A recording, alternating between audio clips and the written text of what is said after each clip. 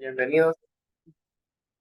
Hoy tenemos un tema bastante interesante. Esperamos que, que, que nos guste. Hay que tener un poquito la mente abierta, ¿verdad? Porque es un tema a veces muy sensible. A veces las personas que son muy cristianas o muy religiosas se pueden sentir un poco molestas o incluso les incomoda un poco hablar sobre estos temas, ¿verdad? Pero es de respetar, así como nosotros pues respetamos también, eh, digamos, la nueva religión que tenemos, pues también es importante respetar, conocer un poquito sobre lo que ocurría antes, en lo que se creía antes, y hay algunos elementos que ustedes van a ver que se siguen manteniendo hasta el día de hoy, entonces es importante eso, ¿verdad? El respeto siempre. Entonces vamos a comenzar con el tema de hoy, como les decía, y vamos a cualquier duda que ustedes vayan teniendo, por favor, no duden en ir aclarando los puntos. Muy bien. Bueno, entonces vamos a iniciar. Permítanme. Ahí está. Bien, vamos a comenzar con el tema de hoy. Pues como sabemos, está programada esta sesión que se llama Deidades Nahuas. Con el tema de las deidades, no estoy muy contento, pero si yo les ponía, por ejemplo, porque para empezar, contarles que en náhuatl, pues no son dioses, no son deidades, cada vez que se usan esas palabras, pues no son las adecuadas, ¿verdad? Para nuestra cultura. Cada cultura pues llama de diferente manera a sus seres superiores y en el caso, pues, no es Dios, no es deidad. Estas son palabras eh, que vienen del cristianismo, ¿verdad? Entonces, prácticamente no pudiera ser un Dios, porque antes de la llegada de Colón no había un Dios cristiano como tal. Entonces, por esa misma razón, en náhuatl todos son señores y señoras, ¿sí? Entonces es bastante diferente a lo que estamos acostumbrados a oír, pero por ejemplo, si se anunciara este taller como señoras y señores nahuas, la gente pensaría, van a hablar de los ancianitos, de las ancianitas, ¿sí? Entonces es como que la gente no está muy familiarizada y está más, más acostumbrada a este tipo de palabras. Los dioses nahuas o los dioses, de hecho, ni ocupan la palabra nahuas, veíamos en otra clase, ¿verdad? Que dicen los dioses pipiles, ¿verdad? Entonces, y ya sabemos pues, que ni eran dioses y que ni somos pipiles, ¿no? Entonces, vamos a comenzar con la clase, comentarles que como tal, ya no existe nada puro dentro de las comunidades, sino que todo es algo sincrético. En resumen, ¿qué es el sincretismo? ¿Qué significa eso del sincretismo religioso? Bueno, sincretismo significa una mezcla. Mezcla puede ser de cultura, en este caso es de religión, bueno, al mismo tiempo la religión y la cultura están mezcladas, ¿verdad? Pero el sincretismo religioso o el sincretismo es esa unión que surge en el encuentro de dos culturas. En nuestro caso, con nuestros pueblos, eh, pues prácticamente la cultura española se sobrepuso sobre cada uno de los pueblos y pues, prácticamente impuso totalmente un nuevo orden, ¿verdad? Nuevas creencias, nueva cultura, nuevo idioma, nueva religión, nueva forma de ver el mundo.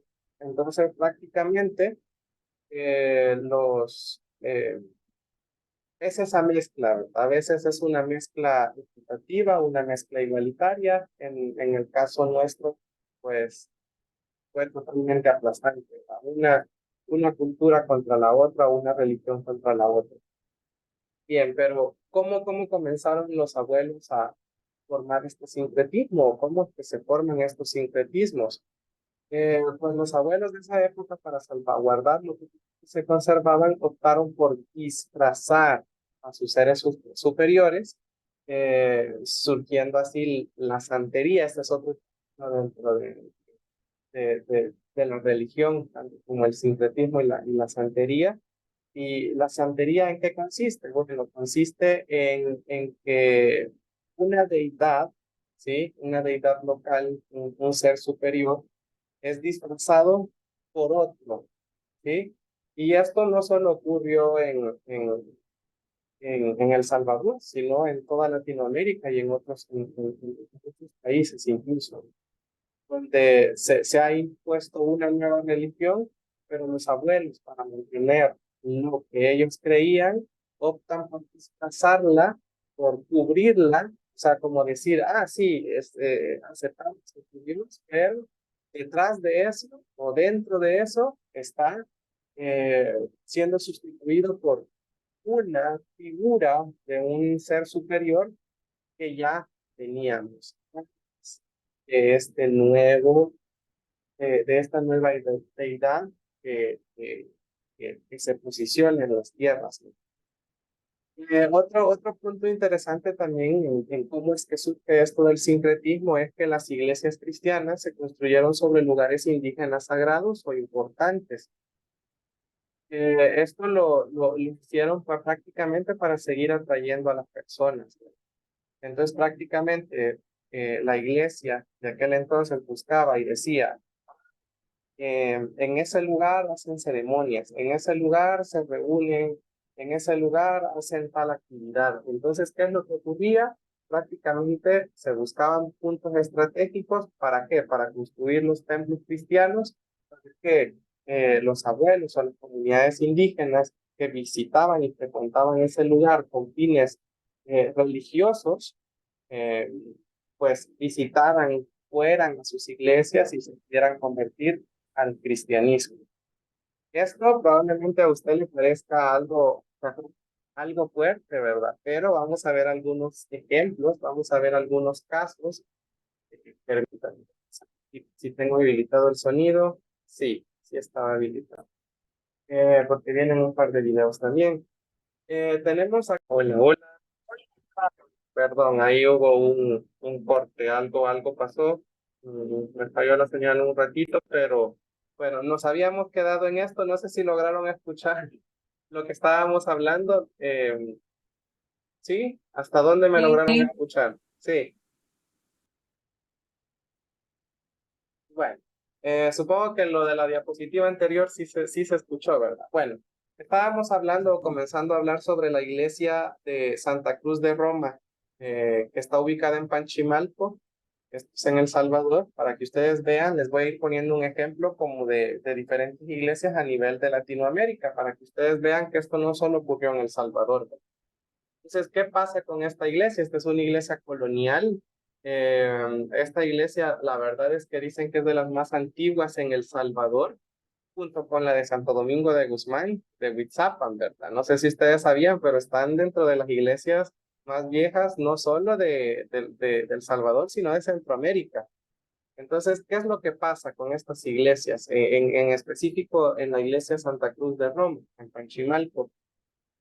Primero fue construido pues, sobre un lugar sagrado para los nahuas, ¿verdad? Panchimalco era un territorio nahua.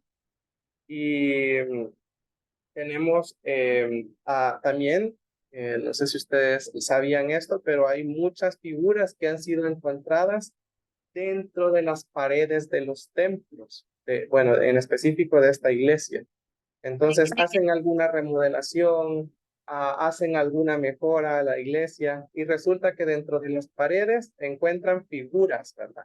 Figuras que entiendo yo, los antropólogos dirán que son o representaban a deidades, a señores y señoras antiguas, ¿verdad? Y señoras, señores importantes para los nahuas y estaban dentro de las paredes. ¿Qué? Primero, tenemos que viajar al pasado y conocer un poco cómo funcionó toda la construcción de la iglesia. Durante la época llamada colonial, ¿sí? Después de la llegada de los españoles, cuando se vinieron a instalar ellos acá, ¿qué es lo que hacen? Bueno, educar entre comillas, cristianizar, ¿sí? Entonces, ¿qué es lo que pasa? Comienzan a construir, como les decía, lugares sagrados, lugares importantes para los pueblos originarios, y construyen ahí un templo. ¿Por qué? Porque ellos quieren que se conviertan. Pero ¿quiénes son los que lo construyen? La misma comunidad indígena que en aquel entonces muy probablemente estaba esclavizada para la construcción de estos templos cristianos. Entonces, ¿qué es lo que pasaba? Las personas de los pueblos originarios seguían órdenes, ¿verdad?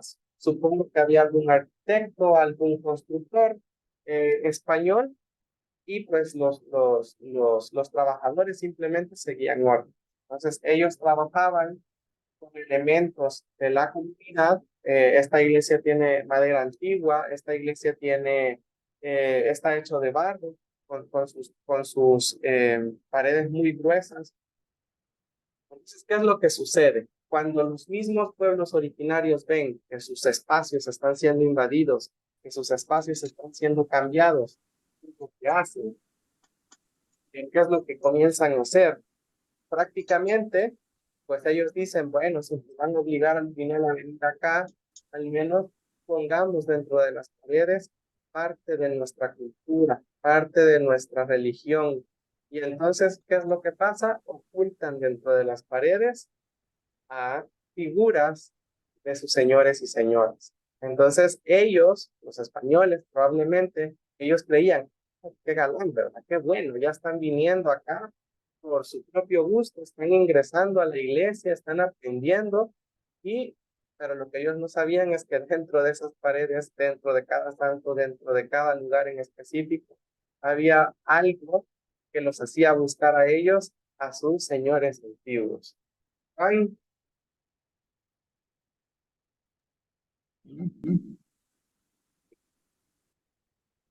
digamos, no, no se escucha, se oye muy suavecito.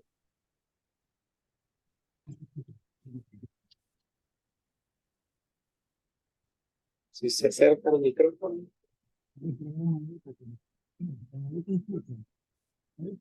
No, no lo logramos escuchar. Se oye que habla, pero así muy, muy, muy suave.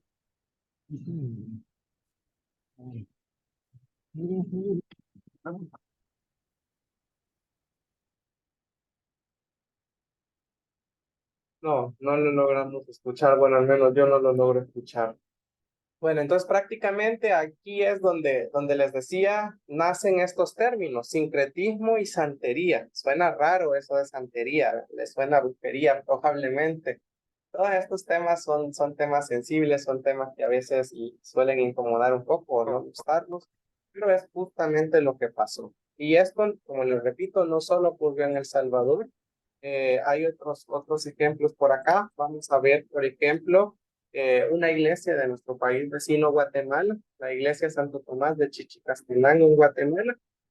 Vamos a oír este pequeño que quedó unos 2 minutos y medio y vamos a comentar. Bien, fue exactamente lo mismo que pasó con nuestra iglesia en Pichilemu. Más es el ícono principal de Chichicastenango. Su historia data de 1940, fecha en la cual se terminó de construir el templo, que conserva una característica especial, el haber sido construida sobre un antiguo altar maya. No tienen dentro de su infraestructura, no tiene hierro más que solo barro, arcilla, material hecho de barro, ladrillo, adobes. Si se da cuenta el tamaño o el grosor de las paredes, una gran riqueza arquitectónica y que se mantiene y ese es uno de los atractivos en Chichicastenango. Su arquitectura de tipo colonial ha soportado diferentes sismos que han ocurrido en Guatemala. Según dicen los abuelos, era un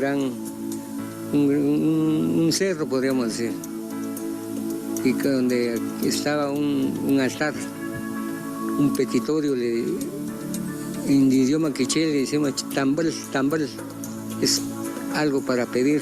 Sus escalinatas, 18 en total, las cuales representan los 18 meses del calendario maya, más 2 que se encuentran en la parte superior. las cuales conducen al interior del templo.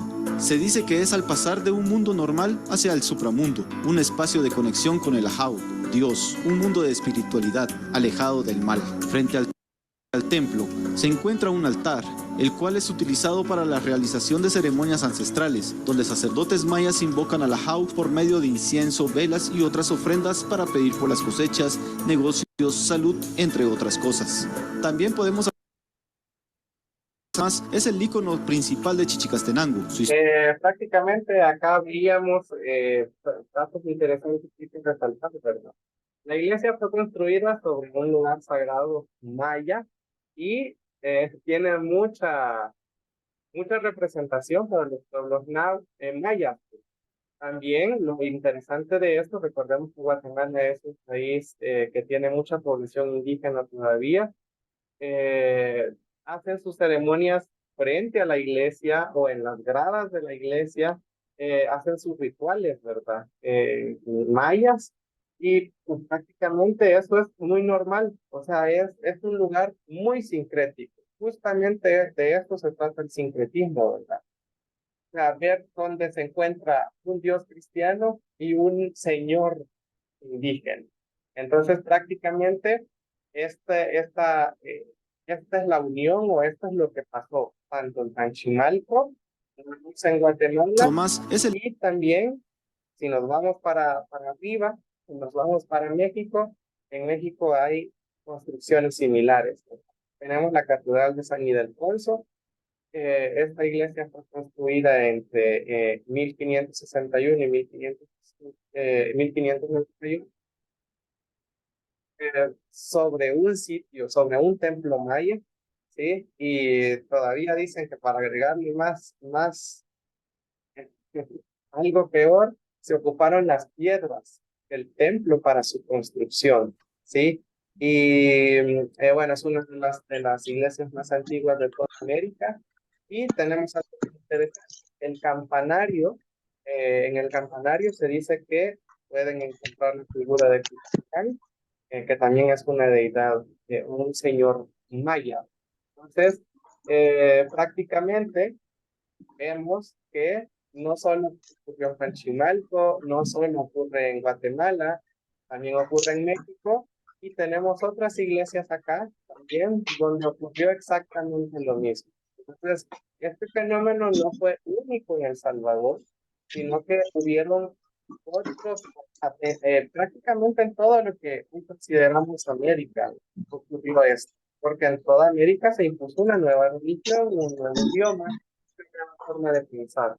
Entonces, prácticamente, esto es lo que le da el paso a lo que hoy conocemos como el sincretismo. Entonces, nuestros abuelos de alguna manera trataron de guardar, de salvar un poco de lo que se creía, o de lo que creían, y pues lo disfrazaron, como decíamos, entre comillas, por algo social. A ver, no sé si alguien quería, el compañero, no sé si logró resolver con su problema de audio. Hasta ahorita, ¿cómo vamos? Quisiera oír algunas opiniones. ¿Qué piensan de esto? ¿Ustedes ya lo sabían? Hola, hola, ¿me escucha? Diga. ¿No ha mejorado? Sí, Hola, hola. sí, ya le oímos. Ya se escucha mejor. Sí, la pregunta que yo quería hacer es que si esto, cuando dicen de que se dejaban figuras de las deidades nahuas dentro de las paredes de la iglesia de Panchimalco, ¿es una suposición o es algo que se ha conocido a través de las leyendas o de las historias narradas a través de los abuelos, y se hizo para eso que usted mencionaba, que era para guardar algo de su religión o de sus creencias dentro de las iglesias que estaban construyendo? Entonces, ¿es una suposición actual o es algo que realmente se conoce así? No, es algo actual. Usted visita el pueblo, puede preguntarle a cualquier persona de Panchimalco y así de las otras iglesias que se han ido mencionando, ¿verdad? Ya son historias que vienen a través de ello. Sí, son de las personas y te dicen, ah, sí, estaban arreglándolo y encontraron. O sea, pero son hallazgos recientes, estamos hablando de 5 años, 7 años atrás.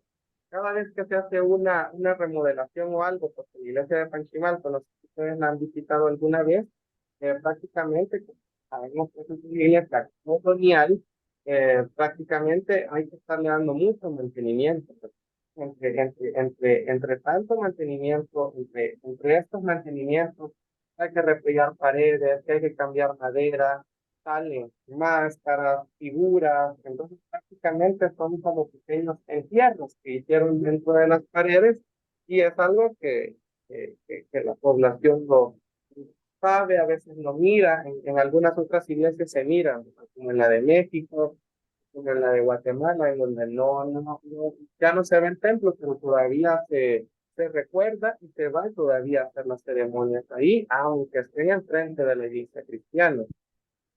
Realmente es algo que digamos que se ha mantenido, que se sigue contando y por eso es que se sigue manteniendo. Sí, está bien. Sí, yo le pregunto si es necesario saberlo porque uno tiene que estar seguro de lo que va. Yo, por ejemplo, no voy a, se lo voy a contar a otro. Lo que estoy aprendiendo aquí, yo lo quiero divulgar. Sí, Entonces, estar seguro de lo que sí, sí, está. sí, sí. Fíjate, Excelente, con gracias. respecto a Panchimalco, todos afirman que ellos, o sea, uno hace un hoyo en el patio de su casa y encuentra restos antiguos. Entonces eso a todas las personas de Panchimalco no les extraña en lo absoluto. Tengo personas que son amigas mías de Panchimalco y me dicen, Sí, sí, nosotros en la casa hacemos un hoyo en el patio y encontrás joyas, encontrás cosas de barro, restos de barro, como cerámica antigua. Entonces, prácticamente muchos creen en Panchimalco que Panchimalco fue construido sobre otra ciudad que ya lo más existía. seguro. Sí, entonces prácticamente eso, en Panchimalco hay mucho, es una afirmación que se dice entre los habitantes, ¿verdad? Pero nadie dice nada. Lo mismo ocurre también como por ejemplo en, en Santa Ana, en las personas que viven también alrededor de la residencial que acaban de hacer, ¿verdad? En Tacuzcalco. O sea, no tienen que averiguar nada, no Ah, eso tienen es que sonar. investigar Es nada, sonar. simplemente en Sanzonate. Ajá. No, pero Sí. también en Chalchuapa hay muchas En personas Chalchuapa, que bueno, yo soy encontramos de Chalchuapa. sales, encontramos piedras, encontramos diferentes, también pues, cerca de las zonas de Joya de Serén, de Casa Blanca. Entonces, prácticamente donde asentamientos muy importantes, nahuas o mayas, porque también recordamos que en El Salvador vieron asentamientos mayas, es muy común encontrar cosas así. No es necesario hacer grandes excavaciones para poder encontrar restos antiguos. Sí. Héctor, yo soy de Chalchuapa ¿Sí? y ahí donde cualquier parte de todo el territorio ese que rodea la ciudad y en la ciudad, cualquier huella que sea se encuentra. Sí. Sí, Exactamente lo mismo pasa en Panchimalco, dicen. exacto. Sí, Gracias. sí. Entonces algo así es igual. Imaginémonos que, como les decía, ¿verdad? La iglesia, por ejemplo, de Panchimalco es una de las más antiguas del país. Entonces, ¿cómo no va a tener algo también dentro Santiago, ¿viste para de ella? Diga, quiero ver lo que es hecho? ¿verdad? ¿Quién más quisiera opinar antes de continuar? Digo, bueno, Adelante. Adelante. Sí, solo quería compartir que todos estos ejemplos de iglesias que estaban construidas en lugares sagrados, en estos diferentes lugares del país, como Perú, México, y todos estos ejemplos me enseña como el volumen del proyecto colonial que pues ha estado hecho en la gente, en las tierras nativas de la gente. Um, y también lo que estoy pensando también es la manera como hay lugares sagrados de gente nativa que quizás no hay una iglesia, pero ahora ya hay como una carretera encima ajá, so, me gusta que sí hay un montón de ejemplos aquí y enseña el volumen del proyecto colonial y Sí, cómo eso lo vemos en la religión o en la ropa, sí, en el lenguaje. Ajá. sí, So, muchas gracias. Sí, ahora nosotros para saber si era un lugar importante o sagrado para nuestros pueblos originarios, hay dos cosas que podemos buscar. La iglesia más importante del pueblo y una ceiba o un palo de amate. Cualquiera de estas tres cosas le van a indicar si hay una ceiba en el Parque Central, si hay una mata en el Parque Central. Estamos hablando de árboles centenarios, ¿verdad? Milenarios incluso. Entonces, cuando ya son grandes, ¿verdad? Lo que pasó en Antiguo Cuscatlán, nunca se preguntaron ustedes qué pasó con la ceiba o por qué estaba ubicada en el centro de Antiguo Cuscatlán. Antiguo Cuscatlán prácticamente fue donde nace Cuscatlán, ¿sí? Desde ahí se comienza a repartir para los lados. Entonces prácticamente ese era el centro históricamente para los nahuas. Entonces, pero decidieron botar la ceiba al final. Entonces, y era una ceiba que saber cuántos años habrá tenido, ¿verdad? Y la botan porque ya estaba feíta, ya estaba viejita y pues no se miraba bien. Entonces, ¿qué es lo que hacen? Botar y poner algo más moderno, concreto. Prácticamente, sería un kiosco tal vez, una fuente para hacer más vistosa la ciudad. Entonces, hemos dejado realmente lo importante a un lado y se comienzan a cambiar ciertas cosas que no tendrían valor. Entonces, eso es bien importante. Recordemos que las selvas, los amates, eran también árboles sagrados o árboles muy importantes para nuestra cultura, y por eso en todos los pueblos, Flores, va a los pueblos para todavía, usted. hay No, más, hay,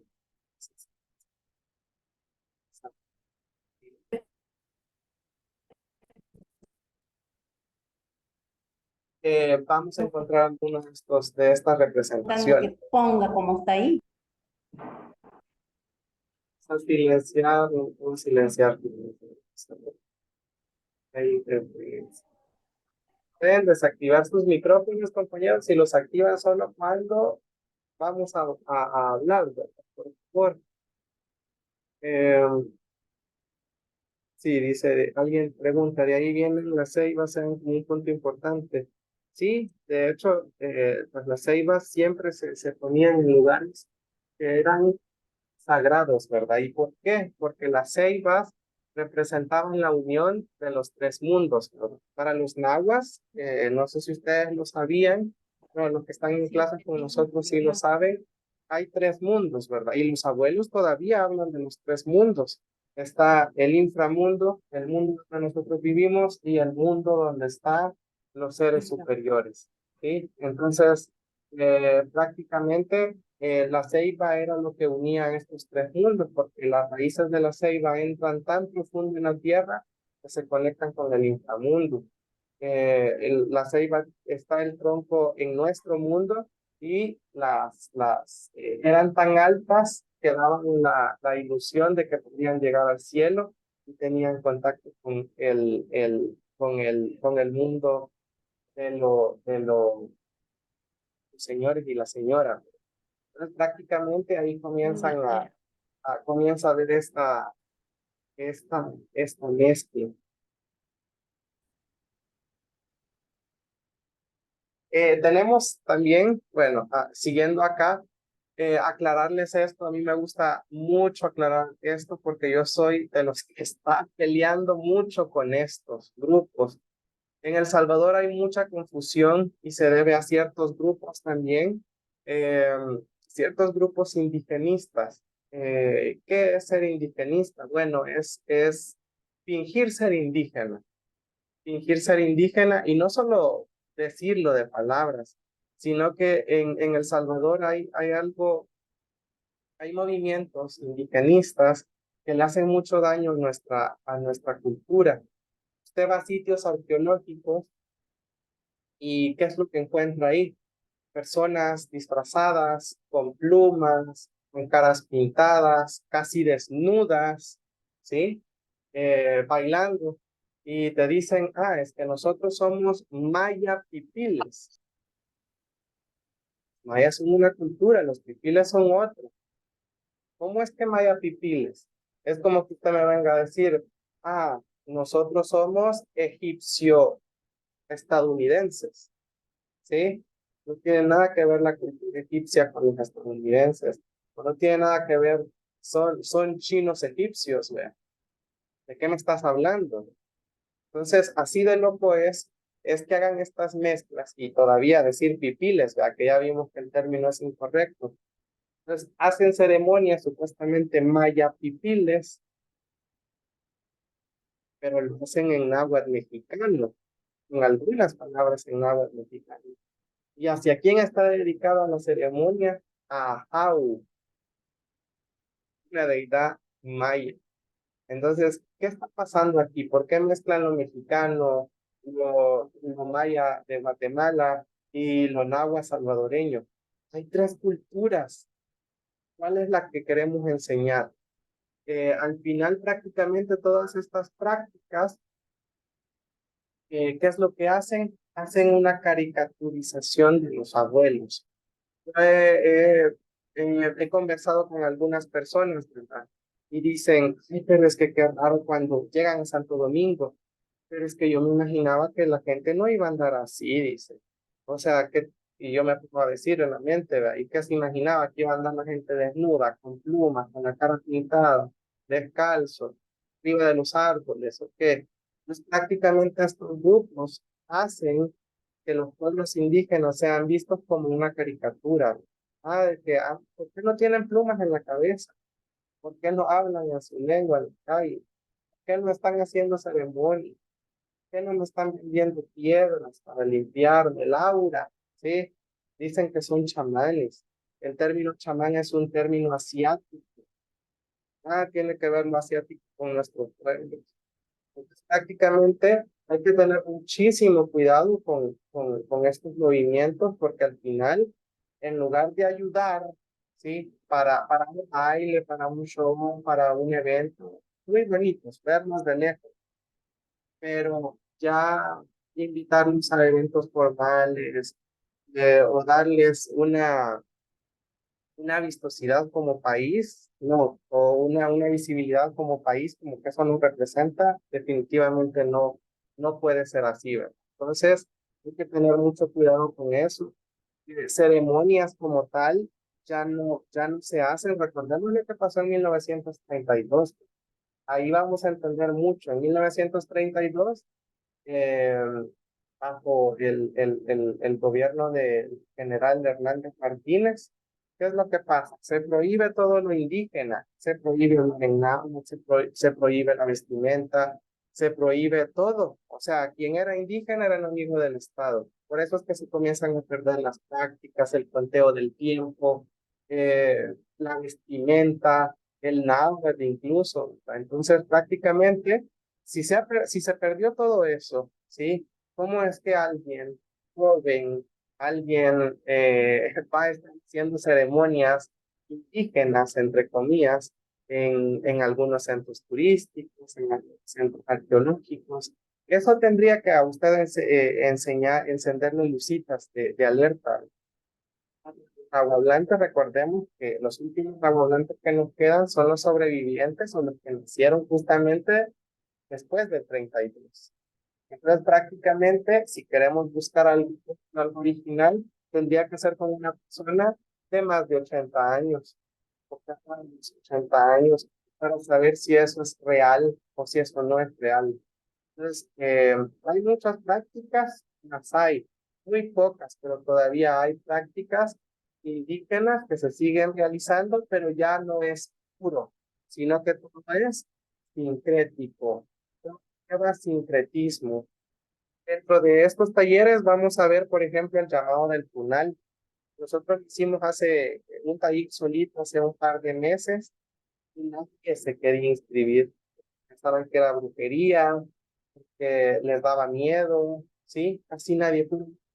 Estudiantes que se conectaron, incluso las personas que fueron como muy y incluso las abuelas para realizar estos rituales tuvieron que pedirles permiso a sus pastores o a sus líderes religiosos, porque si no la comunidad, de hecho, les cuento, porque aquí hay dos personas que se hicieron de ese taller, de hecho, el mismo pueblo se dio cuenta de lo que habían hecho y comenzaron a hablar de las abuelas que hicieron este ritual. Sí, una de las abuelas me escribió y me dice, están diciendo que soy bruja, que los ayudé y que no sé qué, que no sé cuándo. Entonces, todavía estamos así bastante, bueno, no bastante mal, sino que la iglesia hizo muy bien su trabajo, que era hacer cambiar de religión, de pensamiento. Entonces, prácticamente lo hicieron muy bien, ¿verdad? Hicieron una sustitución de nuestra forma de pensar, de nuestra forma de vivir, de nuestra forma de creer, y ahora pues creemos que lo nuestro es malo, creemos que lo nuestro es brujería, creemos que lo nuestro es pecado. Entonces, es bastante delicado todo este tema, ¿verdad? Bueno, siguiendo, en estos talleres también van a hacer tienen dos ceremonias, ¿verdad? Que se va a hacer el llamado al y lo de la limpia del mal de ojo. A ver quiénes quieren participar en esos talleres. Bueno, entonces vamos a hablar, como les decía, de los señores y las señoras, que es el término con el que se refieren, o con los que se referían, bueno, todavía se refieren algunos así. No son dioses, como les decía al principio, ¿verdad? Porque la palabra Dios es una palabra caída, ¿sí? Son señores y señoras. Y en la parte de abajo tenemos el náhuatl. Alguien,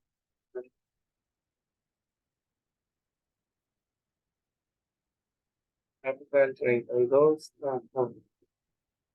sí, así es, eso es lo que hizo que lo del 32, ¿verdad? De hecho, lo del 32, los sociólogos lo llaman como la negación indígena, fue el inicio de la negación indígena. A veces nosotros no podemos tener un apellido indígena, ¿por qué? Porque en esa época incluso las personas de los pueblos cambiaron sus apellidos. ¿Por cuáles? Por Hernández, por Martínez o por los presidentes de aquella época. ¿Por qué abundan los Hernández? Porque abundan los Martínez.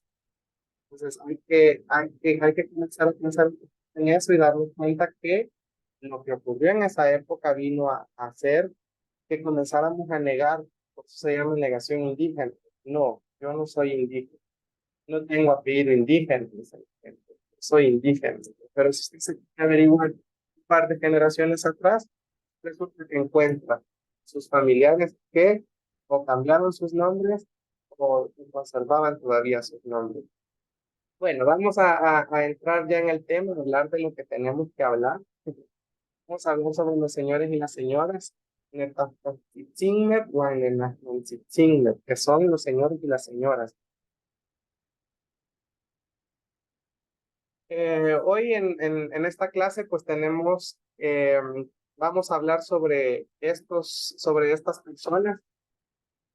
Vamos a hablar un poco sobre Xicotencutecutl, Paluk, Nanahuatzin, Nejega, Papalu, Tzitzimit y Quetzalcóatl. Dentro de los seres míticos vamos a hablar sobre la Quinotúa, sobre los huracaneros y sobre Sina. Entonces, de todos estos todavía se conserva algo vivo hasta el día de hoy. De los demás, pues lastimosamente ya no se sabe nada.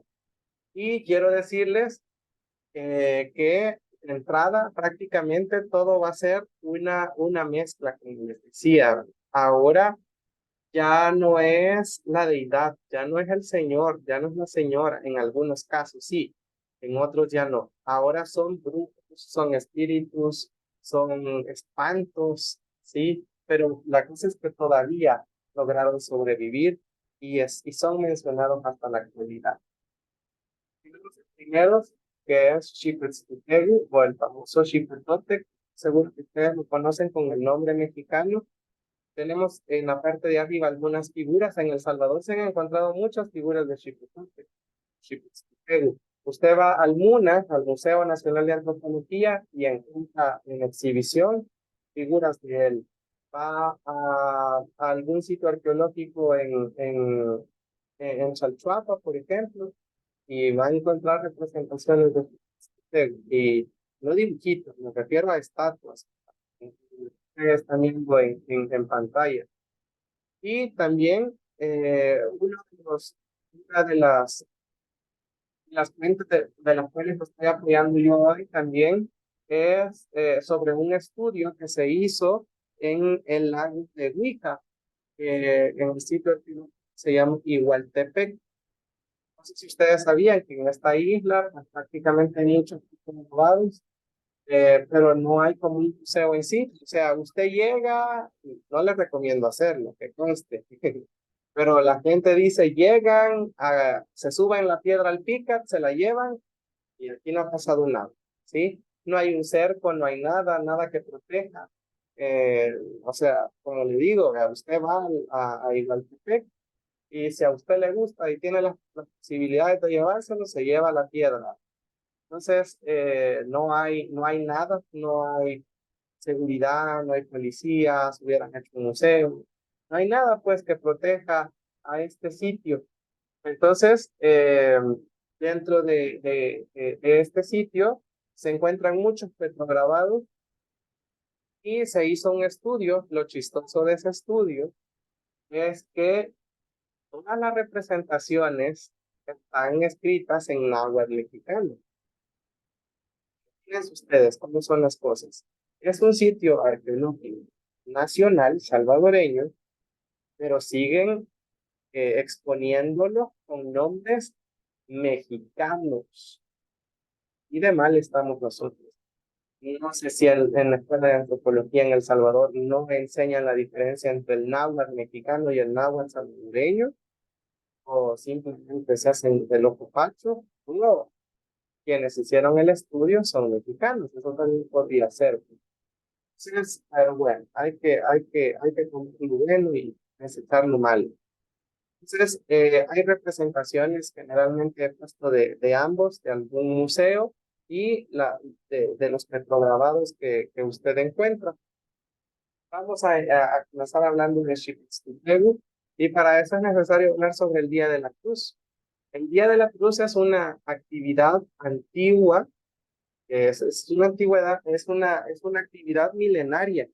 El Día de la Cruz ya se celebraba antes de la llegada de los españoles, solo que no se llamaba el Día de la Cruz, se llamaba Neachtuat, significa la primera agua. ¿Y qué se llama la primera agua? Bueno, porque se celebra en los primeros días de mayo. ¿Y por qué? Porque justo cuando empieza el invierno en El Salvador y es cuando cae la primera agua. Entonces, ¿qué pasaba acá? Prácticamente en estos días, imagínense ustedes, ¿verdad? Nuestros pueblos que siempre se han dedicado a la agricultura, la alegría que tenían cuando pues, iniciaba el invierno. Entonces, prácticamente esta fiesta estaba dedicada tanto a Xicotencatl, que era el señor de la regeneración, y a Talu, que es el señor de las lluvias, ¿sí? Entonces, ¿por qué de los dos? Porque Talu es el encargado de hacer llover, ¿sí? Él hace llover. Y Xicotencatl regeneraba todo. En verano se seca todo está bien. Y empieza la primera lluvia y comienza todo a reverdecer. Por eso esos dos personajes estaban dentro de esta celebración Entonces, ¿para qué se realizaba? Bueno, se realizaba esta celebración, se preparaban altares, se preparaban con frutas, se preparaban eh, con la cosecha anterior, y le decían a ellos como ofrenda. ¿Para qué? Porque este en invierno les fuera todo bien, que no fuera ni muy copioso ni muy seco, para que las milpas y todo lo que se sembraron pudiera salir con éxito. Entonces, bueno, la iglesia fue muy inteligente, ¿sí? La iglesia dijo, me gusta esta actividad, y si para quitarles a Juan y a Xicotzintego hacemos algo y les ponemos una cruz en el altar. La iglesia fue muy inteligente. Lo hicieron tal cual. Dijeron, bueno, hoy ya no va a ser el día de la Virgen de la Agua, sino que va a ser el día de la cruz, ¿verdad? Y vamos a poner una cruz en este altar.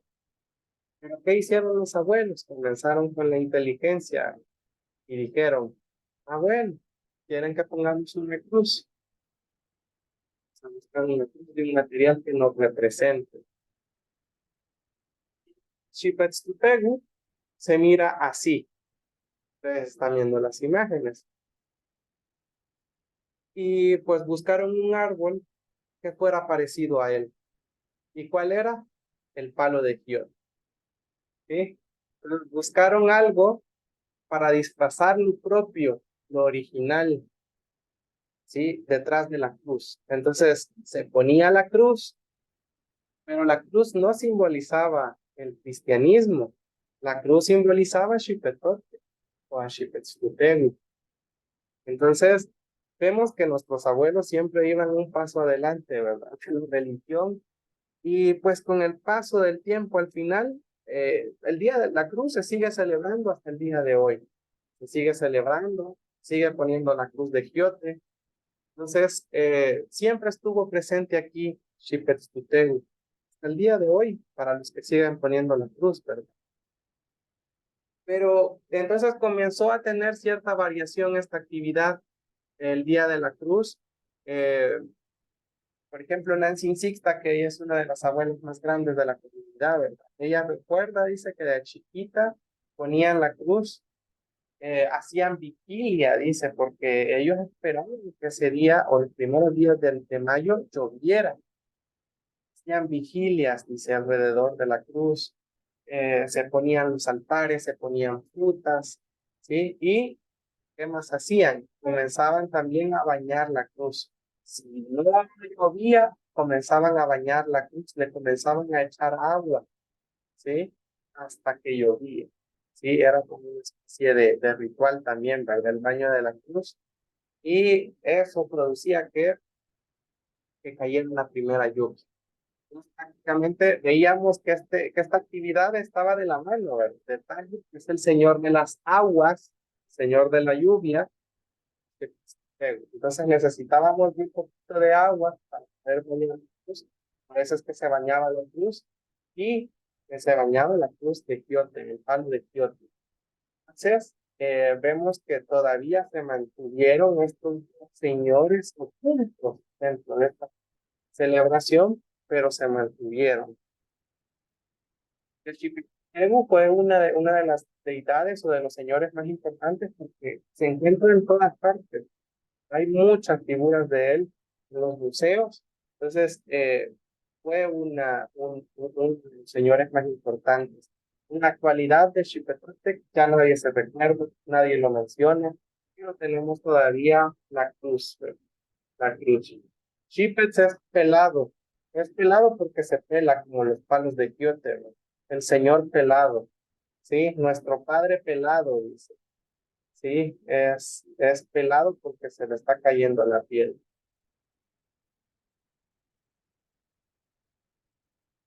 Y tenemos a Taluk. Vamos a hablar de Taluk. Taluk, estoy seguro que ustedes no lo conocen como Taluk, sino que lo conocen como Tlaloc, ¿sí? El Cipitío, teníamos un programa nosotros ahí, ¿verdad? Que se llamaba el Cipitío, y ahí nos enseñaron y nos metieron el nombre mexicano. ¿sí? Naloc en náhuatl mexicano, Talu en náhuatl salvadoreño. Entonces, ¿quién era él? Miren la imagen ahí, porque eso les va a servir para que identifiquen también en los petrograbados. ¿Verdad? Era una especie de señor, como con unos lentes, ¿sí? Con algo puesto, y pues él era el famoso señor de las aguas, el señor de la lluvia. Bueno, dice acá, Paluca, además de encontrarlo en la celebración del Día de la Fruta, tenemos presente en el habla de los nahuatlantes, pues se sabe que en náhuatl alguien, es decir, un ser supremo, da el agua, la lluvia, y aunque ya no se mencione su nombre y nadie recuerde a Paluca en El Salvador, se han encontrado muchas figuras sobre él. También está White petrograbados y también encontramos su nombre escrito en el libro Mitos y Leyendas de los Pipiles de Itzalco de Schulgena. Ese libro lo escribió un alemán y él lo escribió con los sobrevivientes, no, perdón, sí, me parece que sí, sí, con los sobrevivientes de 1932.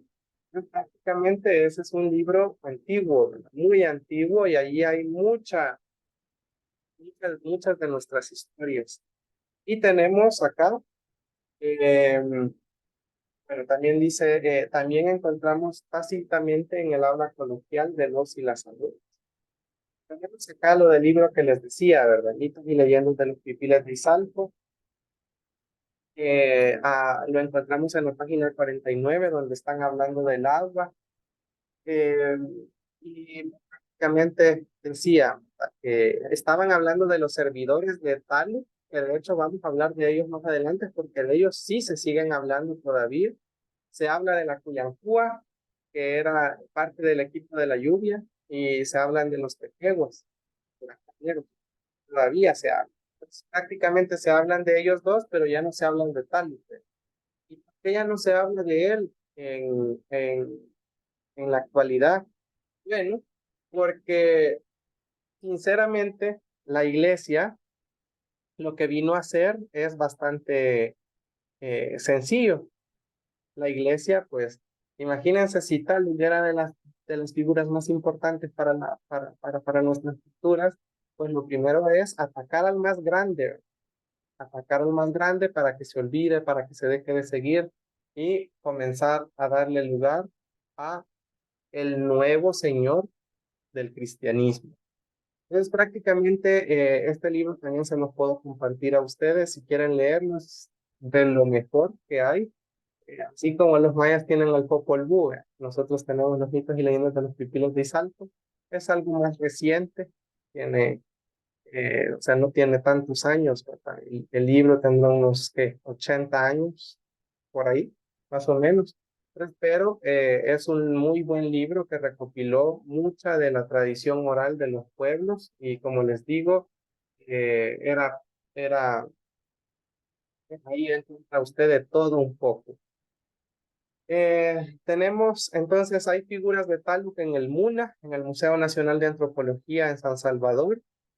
Tenemos las representaciones de Taluc de diferentes formas. Lo hemos encontrado. Entonces Taluc, aunque ya no se hable de él, porque ya nadie habla de él, pues en El Salvador se han encontrado muchas figuras de él en el sitio arqueológico de Igualtepec o Igualtepeque. Tenemos aquí también los petrograbados de él, es decir, que pues sí existió, sí estaba en El Salvador, sí estuvo e incluso está. Les voy a poner unos ejemplos acá. En náhuatl ocurre algo bien interesante. Por ejemplo, esta oración dice, ante yaguimagaat, ante yagimagaweyat, maya shikshin, que significa hoy ya no, él da mucha agua, solo está pingando. Entonces, acá hay un detalle. ¿Quién es ese él? El yi representa a él o a ella. ¿Quién es ese él? Ahora, obviamente, si nosotros vamos a decirle a las abuelas, Nancy, Taxi, ¿y quién es el que da el agua? Ah, Jesús. Pero antes de Jesús, antes de Dios, el Dios cristiano, ¿quién era ese él? Dice, había un señor de las aguas. Era Taluk, ¿sí? Entonces ya no se menciona su nombre, pero en el habla quedó de forma tácita que se refieren a él. ¿Quién es ese él? Es el detalle, es Taluk. Otro ejemplo, dice, Tachia netunal wangimagat, una mitiane más. Está alumbrando el sol y él da agua, dice, él da agua. Quizás se está casando, ¿no? Entonces, ¿quién es ese él? Nuevamente, ese él no es nadie más que Taluk.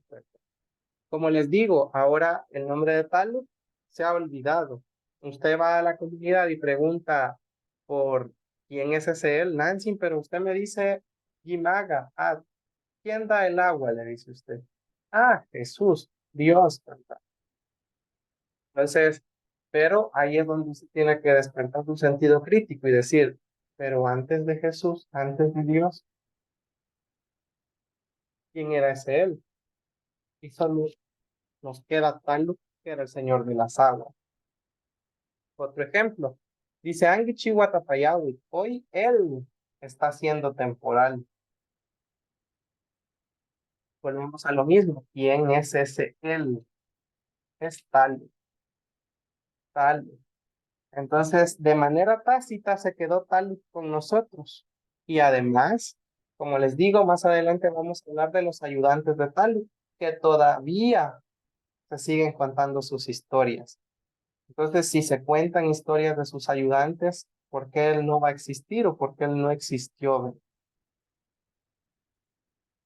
Vamos a hablar ahora sobre Nanahuatzin. Nanahuatzin, esta es de las historias que a mí más me gustan, es mi historia favorita.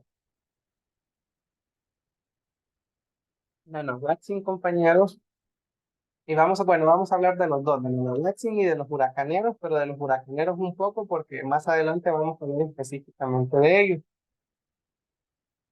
Voy a comenzar a contar la historia de Nanahuatzin. Nanahuatzin, ella vivió 3 veces, ella tuvo 3 vidas, ¿sí? La primera de ellas, eso me gusta mucho porque, o sea, no es como actualmente decimos, ¿verdad? Ah, y desaparece, ¿sí? Entonces, antiguamente, muy probablemente se creía, quizás, por estas historias, por esta clase de historias, que uno podía regresar, ¿sí? Podía regresar de alguna manera. Entonces, se dice que en, en su primera vida, Nanahuatzin era una esposa, era una mujer normal con su marido, ¿sí? Entonces, resulta que la mujer era una mujer algo pícara, que tal vez no le gustaba estar solo con su esposo. Entonces, se dice que Nanahuatzin en las noches salía, pero Nanahuatzin tenía el poder de desmembrarse, ¿sí? Entonces, ella resulta que esperaba que su esposo se durmiera, que su señor se durmiera, y ella dice que dejaba su tronco nada más, pero su cabeza, sus manos, sus piernas salían a caminar por la calle, ¿sí? Entonces prácticamente, según las historias, algunas abuelas dicen que es porque se iba a ver con alguien más. La cosa es que los vecinos comienzan a decirle al señor que miran las manos y los pedazos de la Nanahuatzin sin salir. Entonces viene alguien y le dice al esposo, mira, tu mujer sale todas las noches, te está engañando. Entonces el señor dice que le decía, no, yo siento que mi mujer está acostada a la par mía siempre. Es porque sin dejaba su tronco, su torso en el cama. Entonces dice el señor, no, si me las va a pagar. Y muchos cuentan que alguien, un brujo, una bruja, le da un secreto al señor, al marido y le dice, mira, cuando se vaya, le vas a tener que echar ceniza al tronco y ya vas a ver que no se va a poder quitar al tronco. ¿Sí? Entonces dice que el hombre esperó esa noche y cabal, Nanahuatzin se desmembró y salió, salieron sus pedazos. Y entonces el hombre se da cuenta de que es cierto, que la mujer solo dejaba su tronco y se iban todas las cuerpo, ¿verdad? Entonces dicen que el Señor pues hace lo que le dicen, le echa ceniza al tronco y pues ya no se pueden pegar los pedazos a Nanahuatzin. Entonces, ¿qué pasa? Nanahuatzin, sus extremidades quedan solas. Entonces, ¿qué hace? La mujer fue muy inteligente.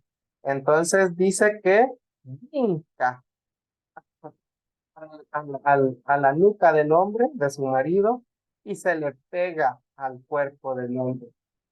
Entonces dicen que el hombre pasaba muy incómodo, ¿verdad? Porque mientras él comía, el otro tenía hambre, ¿sí? Entonces era una situación muy incómoda y ya no se podían despegar porque se le pegó al cuerpo. Entonces, bueno, no podían o no querían más bien Nanahuatzin, porque Nanahuatzin no estaba dispuesta a quedarse sin cuerpo porque iba a morir. Entonces, Nanahuatzin no se le despegaba en nada al Señor y dice que al Señor se le ocurrió una idea y la idea era, dijo, voy a ir y voy a ir a cazar un animal, un venado. Y voy a ir y me la voy a llevar al campo. Bueno, como la tenía pegada, pues voy a ir al campo y allá voy a hacer que se suba un palo a que me corte unos frutos y cuando esté en el palo voy a salir corriendo. Claro. Y dicho y hecho, el Señor va al campo y le dice, que tengo hambre, le dice, y no te quisiera subir a este palo a cortar algunos frutos. Sacan una Betsy ingenuamente le cree a su esposo y pues la cabeza trepa el árbol.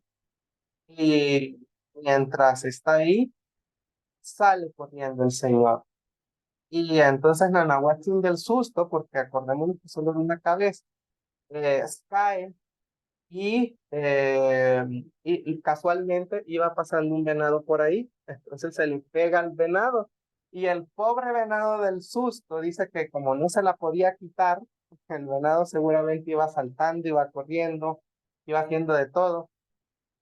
El venado no se fija y el venado pues sé que va, que pasa espineros, que bueno, la cosa es que al final va a tocar a un árbol y el venado muere. Muchos dicen que en un árbol, otros dicen que en un espinal.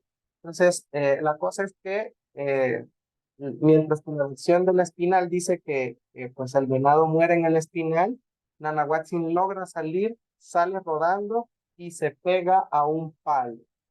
En la otra versión, pues toca contra un palo y la cabeza pues se pega al palo, ¿sí? Pero como el palo no es un ser humano como nosotros que comemos y que respiramos, pues con el tiempo se seca, muere la Nahuatzin en el árbol. Esa es su primera vida. La Nahuatzin posteriormente regresa y dicen que tiene una vida normal hasta su vejez.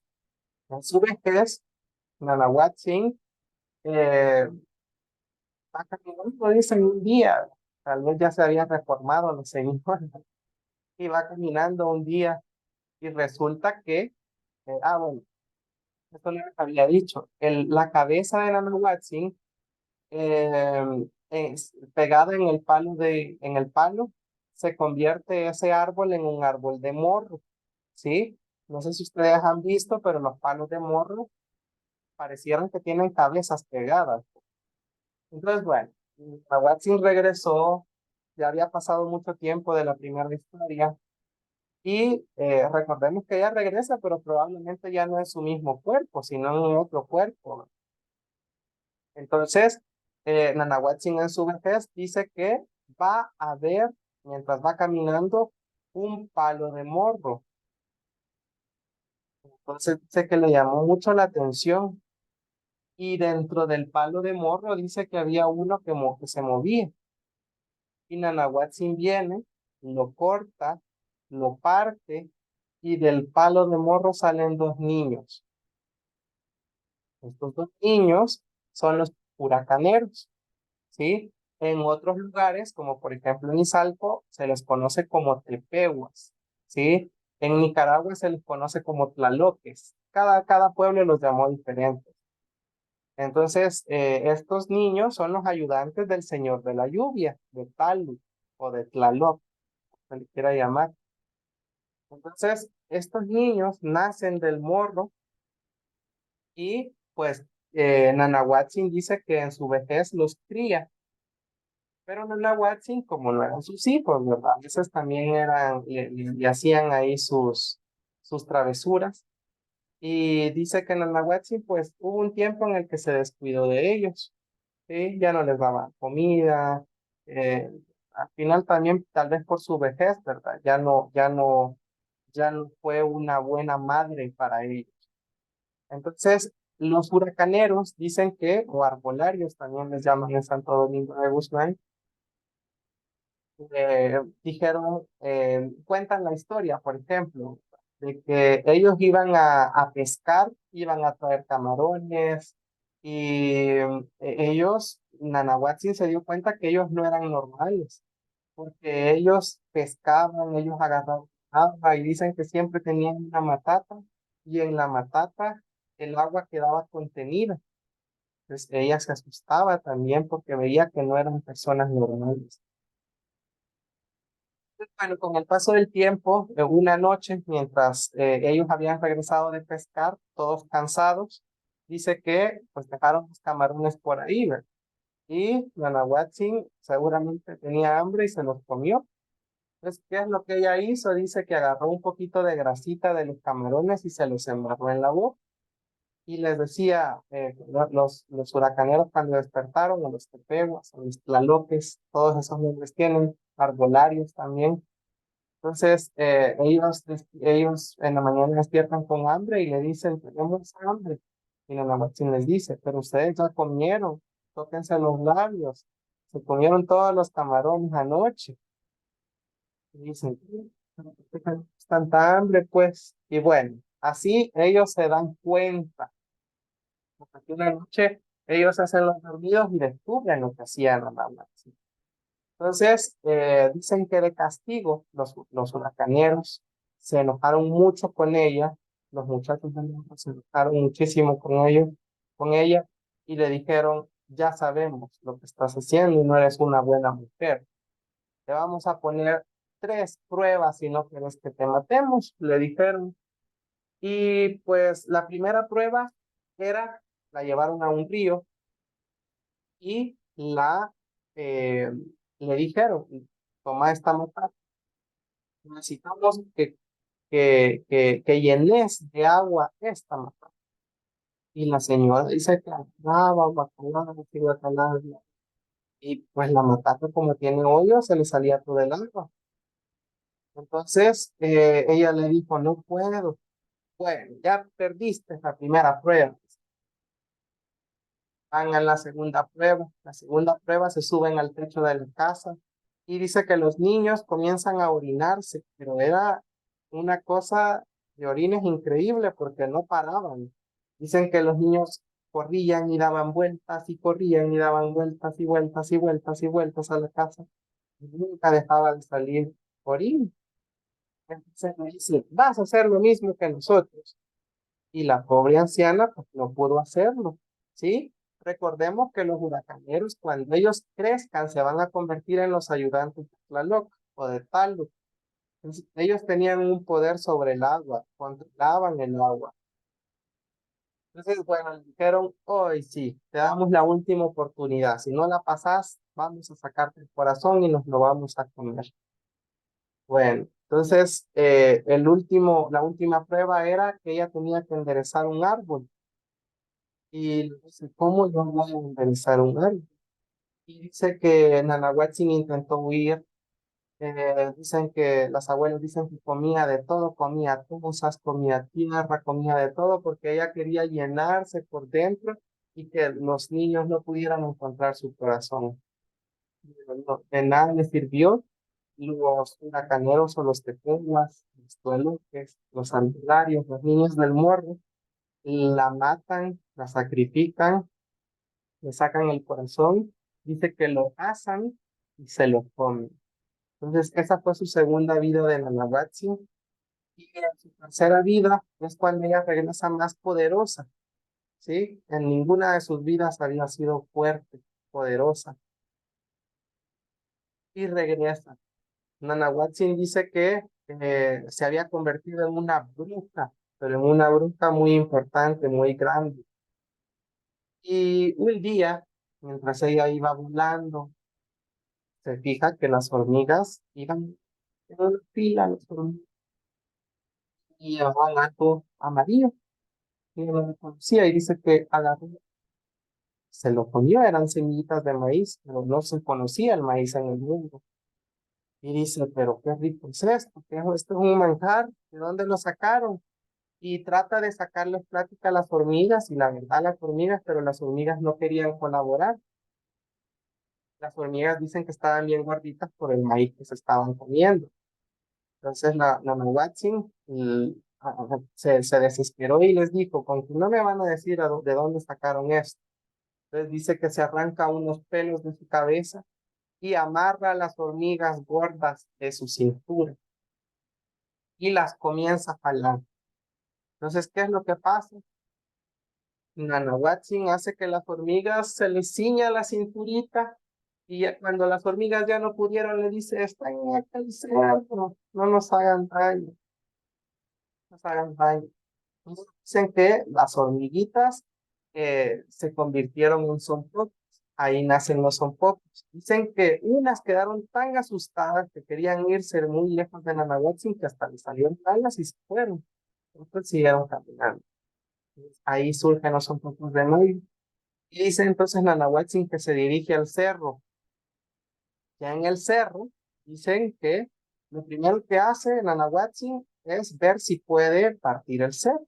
Que dice, está adentro, pero ¿dónde está la entrada? No encontraban la entrada. Las hormigas podían entrar porque eran muy pequeñas. Entonces dice, no, bueno, le dio una patada. La primera patada, el primer golpe, no hizo nada. El cerro no se partió. ¿Sí? La segunda vez me parece que vuela y cae, intenta hacer un hoyo y no lo logra. La tercera vez dicen que se eleva tanto en los aires y cae tan, pero tan fuerte que fue como un rayo y parte el cerro en dos. Pero cuando lo parte, es tan grande la explosión que hay que dice que todo sale volando como que algo hubiera explotado y Nanahuatzin sale volando entre todo. Y Nanahuatzin va a caer clavada, queda prácticamente empalada en un árbol de Izcanal.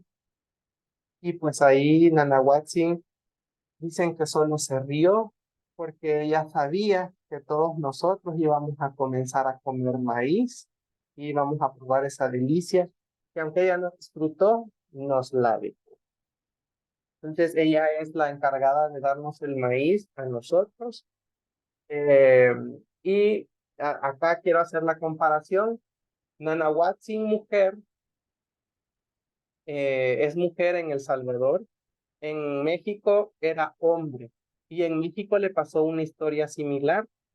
En México, Nanahuatzin era hombre y dicen que como no había sol, los otros señores sacrifican a Nanahuatzin, le sacan el corazón, se lo comen y prácticamente su sacrificio sirvió para que se convirtiera en sol. Entonces, la historia varía mucho entre una cultura y la otra. En un árbol de Izcanal, pregunten acá en qué árbol cayó Nanahuatzin. Izcanal.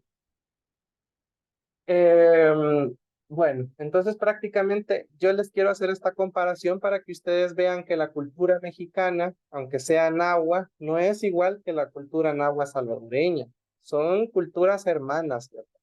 Yo siempre repito lo mismo. Usted puede tener un hermano gemelo idéntico, y por más que se parezcan físicamente, no van a creer lo mismo, no van a hablar de la misma manera, no van a tener los mismos gustos. Entonces, Nanahuatzin en México es o se representa su historia de una manera y en El Salvador se representa de otra, totalmente diferente.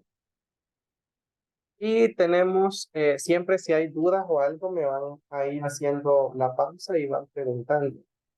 Tenemos ahora, vamos con Ejegat y Papalu.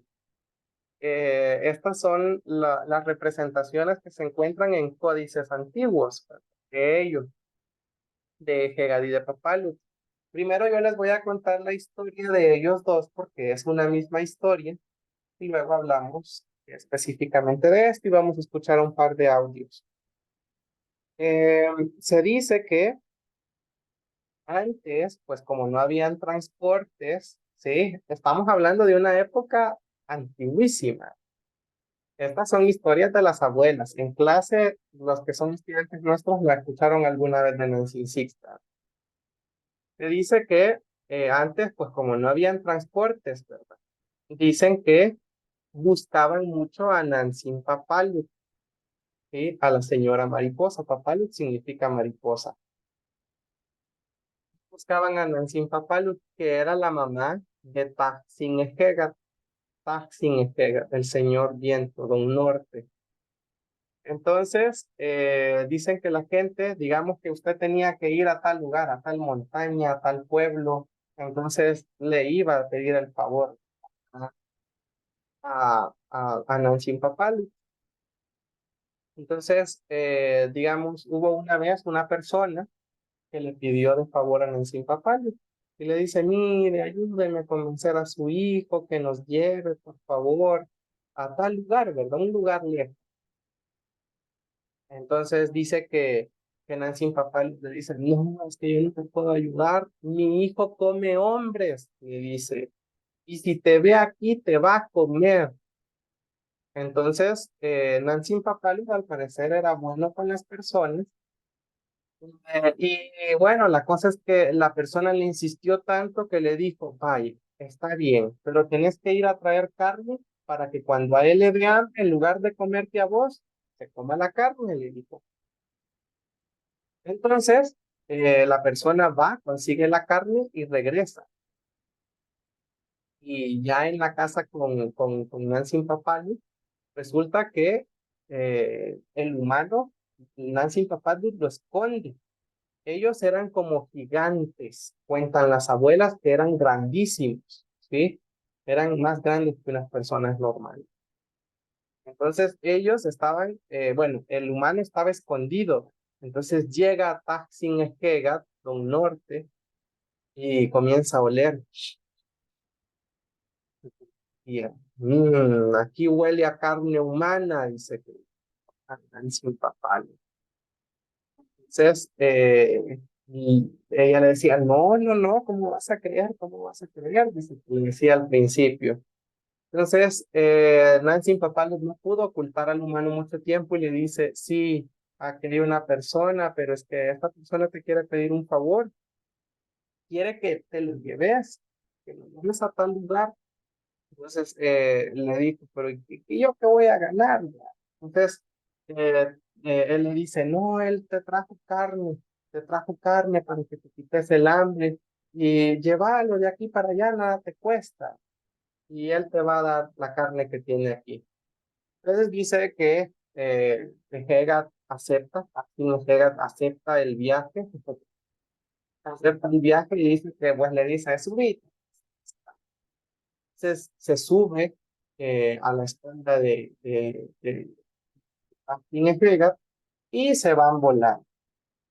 A medida va volando, dice que le decía, pásame el caso tal. Y lo masticaba porque tenía pico. Esto es bien interesante. Es un hombre, tiene cuerpo de hombre, tiene cara de pájaro. Tenía pico, pero entre el pico también tenía dientes. ¿Sí? Y es igual a como lo representaban antes. Eso es lo más curioso. ¿Cómo es posible que la historia de él se cuente hasta la actualidad y lo describan igual que en los códices, que son colombinos? ¿Sí? Entonces, bueno, la cosa es que va comiendo y la persona llega a su destino, no se lo comió y regresó. Entonces, esta es una historia que las abuelas cuentan y lo interesante es que Taksin Ehega prácticamente eh, pues lo describen de esa manera. Vamos a escuchar un audio primero de Taksin Ehega para que oigan la descripción de él y luego de Nancy Papalu y vayan viendo el códice y ustedes van diciendo si coincide o no la descripción con el códice. Me han dicho mis abuelos que Don Norte es un hombre, él es espíritu, pero era un hombre enorme, grande. Él tenía alas muy grandes, tenía cabeza de ave y él comía carne humano. Entonces él tenía grandes dientes, pero grandes dientes muy grandísimos, porque como es un animal y él es el que comía carne humana. Bien, ese es Ehega. Vamos a oír ahora de Nancy Papalu, que es su mamá. Ehega en náhuatl mexicano también es Taksin Ejegatl con TL, me parece, ¿verdad? Y Papalu en náhuatl mexicano, en la cultura mexicana, es Itz Papalu. Sí, para nosotros solo es Papalu. La mamá de Don Norte es una mujer, y ella tiene alas, y ella es una mariposa, tiene cara de mujer. También es espíritu, una anciana, con el pelo largo y casi arrastraba el pelo de la señora. Y ella nunca se veía peinada, toda la vida, el pelo bien alborotada. Así era la señora, era una anciana. Y tenía la cara también, cara de mujer, pero era bruja. Como vemos ahora, bueno, de Hegat se sigue hablando de él. O sea, usted le dice, de hecho, todavía le dicen las abuelas Taksin Ejegat. Ejegat nunca dejó de ser Taksin, ¿sí? Eso es bien interesante. Nunca dejó de ser Taksin y es como de las deidades o de los seres superiores que hasta el día de hoy se habla con normalidad. Lo que pasa es que ya no es un Dios, ya no es una deidad, ya no es un ser superior.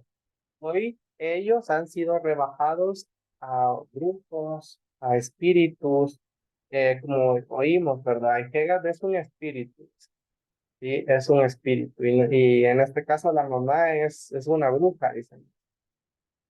Entonces, lo curioso es que las descripciones de ellos se asemejan mucho a los códices precolombinos. Entonces, esas historias o estas creencias no tienen 100 años, ¿verdad?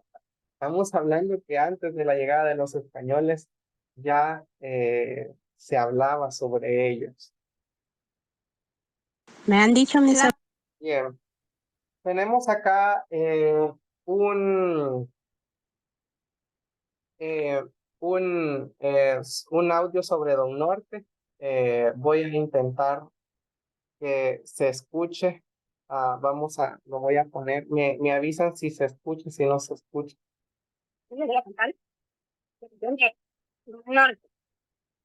Mi mamá me contaba que antes las señoras de Santo Domingo se reunían 25 personas, señoras, y se montaban sobre de una vara. Ellas decían que a caballo ellas allí carrera y carrera en los lugares donde han sacado las siembras y cantaban.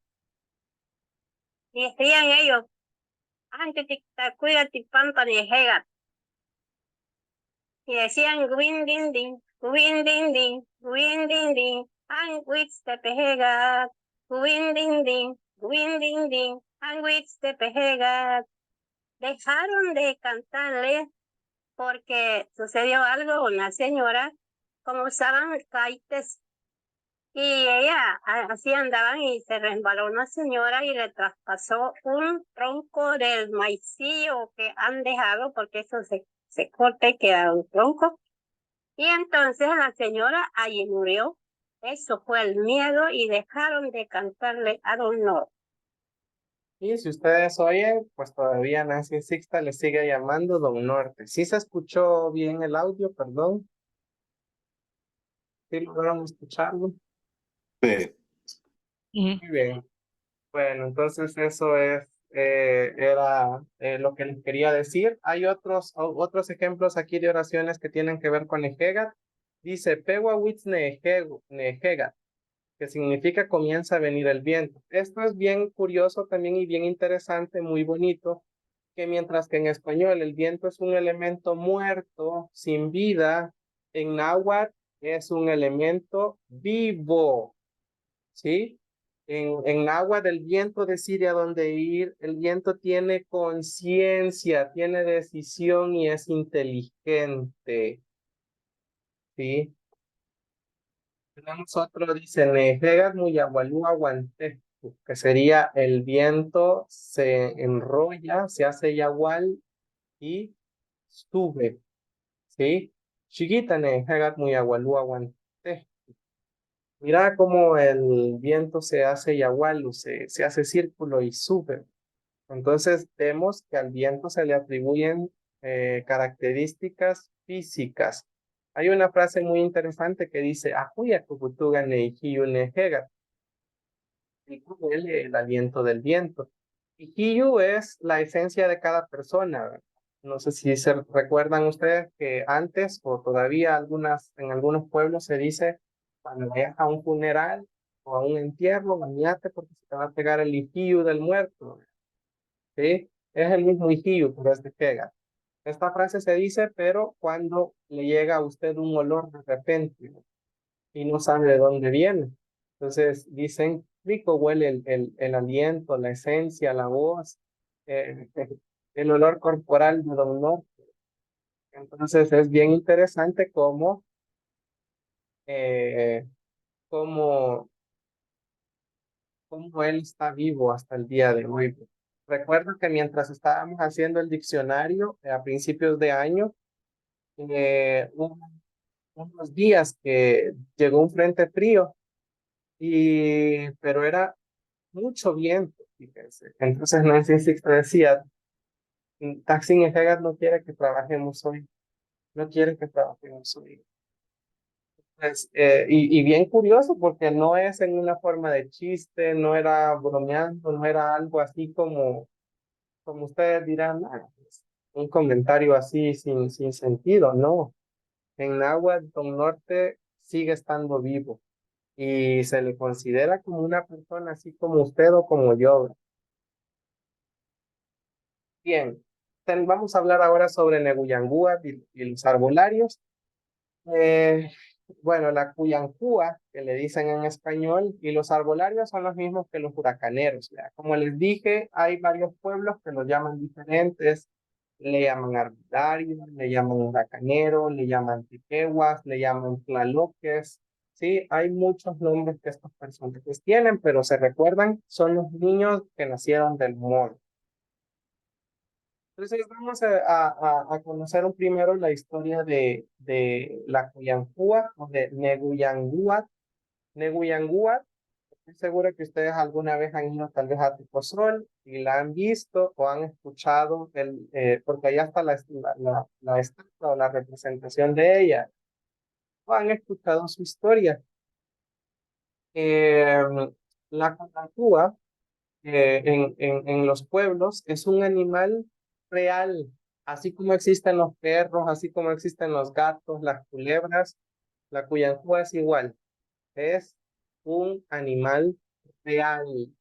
No es así como que todos los abuelos tienen historias con la cuyanjúa.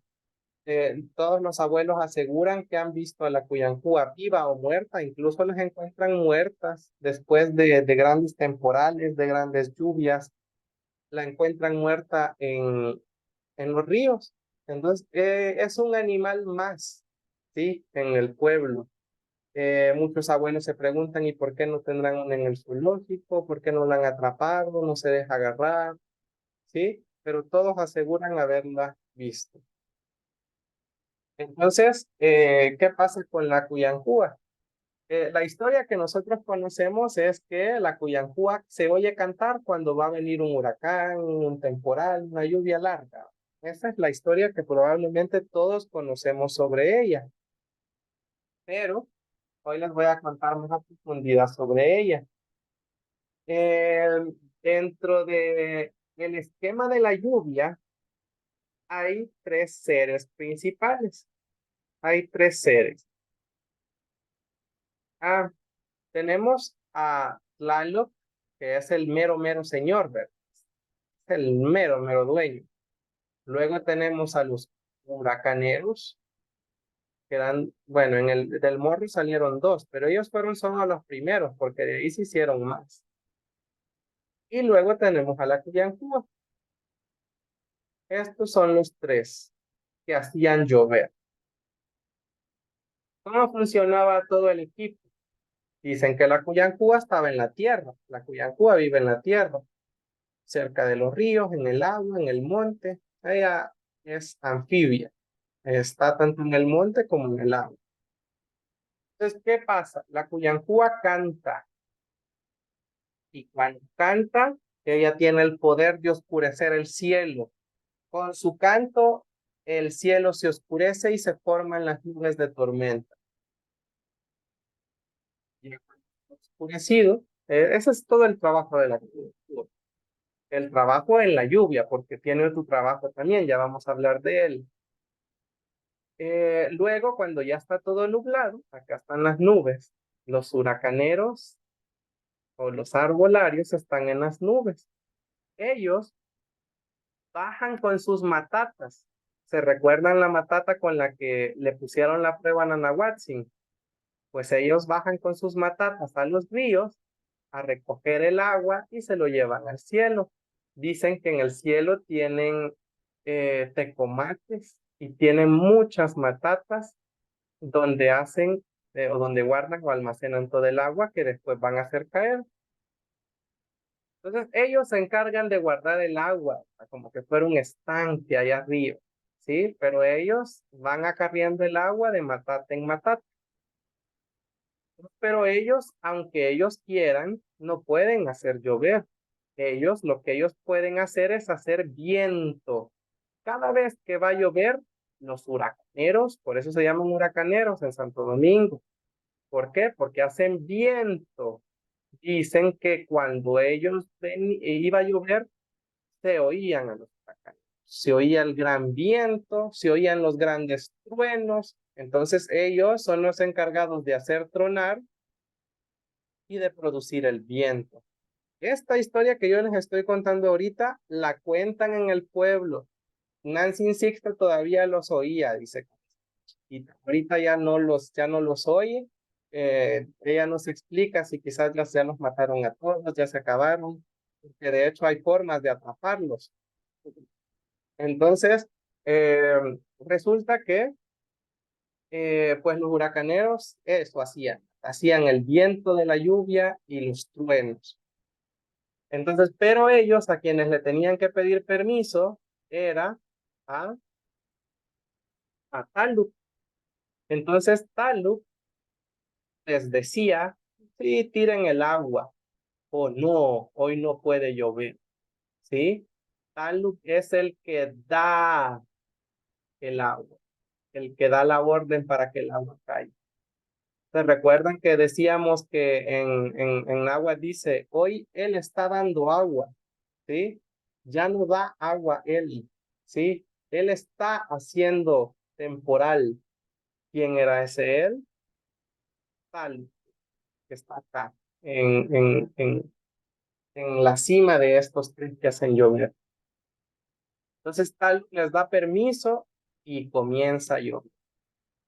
Entonces prácticamente este es el equipo de la lluvia, la Nehuyanguat, Nearbolarios, Guanetalu, la Cuyanjúa, los huracaneros y Talu. Entonces prácticamente esos tres hacen llover. La Cuyanjúa también tiene otro trabajo, dice, que se lo dieron los pepehuas o los huracaneros. Y esto es que ella tiene que cuidar un gran tesoro, dice, un tesoro que está oculto en una montaña.